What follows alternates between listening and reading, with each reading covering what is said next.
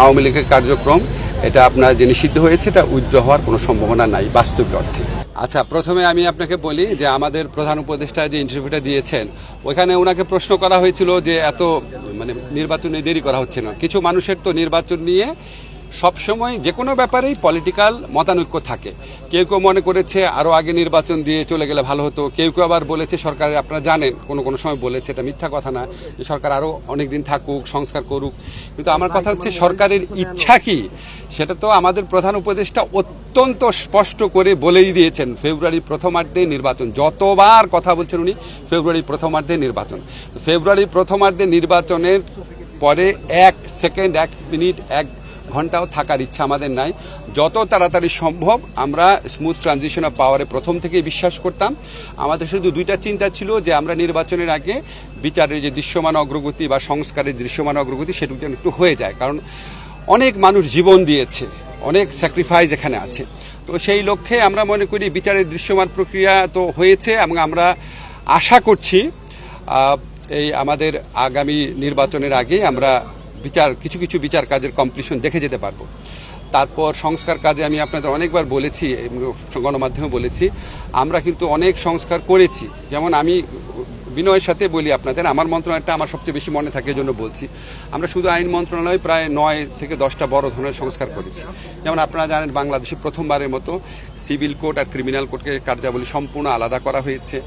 তারপর হচ্ছে আমরা লিগ্যাল এইড সার্ভিসের সম্প্রসারণ করেছি, বাধ্যতামূলক লিগ্যাল এইডের সিআরপিসি অ্যামেন্ডমেন্ট করেছি, সিপিসি অ্যামেন্ডমেন্ট করেছি, আমরা অনলাইন বেল বন্ডের ব্যবস্থা করছি। তো আমরা আপনার স্পেসিফিক আপনার ক্রিমিনাল কোড শুধু একটা কোড শুধু বিচারই করবে, এই ধরনের কিছু কিছু পদক্ষেপ নিয়েছি। বিচারিক পদ সৃজন আর সরকার করবে না, এটা সুপ্রিম কোর্ট করবে, প্রধান বিচারপতি করবে, সেটা আমরা করেছি। বিচার বিভাগে আপনারা জানেন যারা কর্মচারী নিয়োগ নিয়ে দুর্নীতি হতো, কর্মচারী নিয়োগ আর জেলা পর্যায়ে হবে না, এটা বিচার প্রশাসন আছে ওনারাই করবেন, আমাদের এই জুডিশিয়াল সার্ভিস কমিশন আছেন।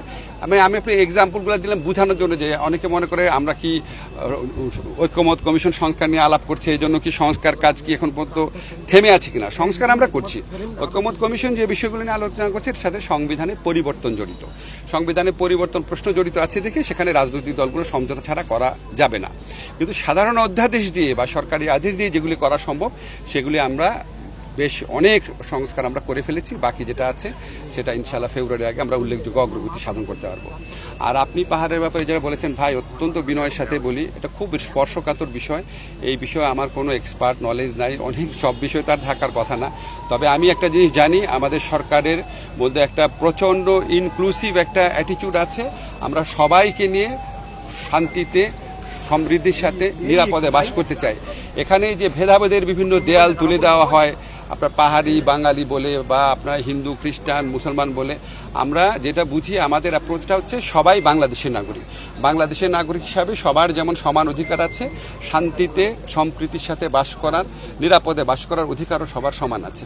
এবং এটার পিছনে যারা বাধা হবে তাদেরকে আমাদের আইন শৃঙ্খলা রক্ষাকারী বাহিনী আইন মোতাবেক তাদের বিরুদ্ধে সমভাবে ব্যবস্থা নিবে এবং আমরা চেষ্টা করব সবাই নিরাপদ থাকার জন্য। এটুকু আমি বলতে পারি। রিসেন্টলি জাতিসংঘের একটি সফরের সময় এটা বলি, এটা উনি যেটা বলেছেন থিওরিটিক্যাল একটা কথা বলেছেন। হ্যাঁ, আমি যেটুকু বুঝতে পারি, থিওরিটিক্যাল একটা কথা বলেছেন।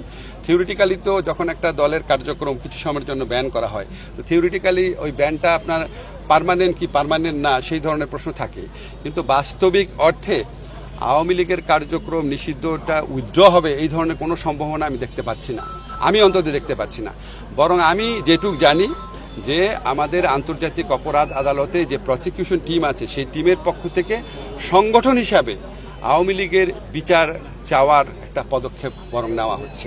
কাজেই এই নির্বাচনের আগে তো দূরের কথা, অদূর ভবিষ্যতে আমি আমার পর্যবেক্ষণ থেকে যেটুকু বুঝি আর কি, আমার ধারণা আওয়ামী লীগের কার্যক্রম এটা আপনার যে নিষিদ্ধ হয়েছে এটা উইথড্র হওয়ার কোনো সম্ভাবনা নাই বাস্তবিক অর্থে। দৈনিক বাংলাদেশ মিডিয়া, সত্যের সন্ধানে সারাক্ষণ।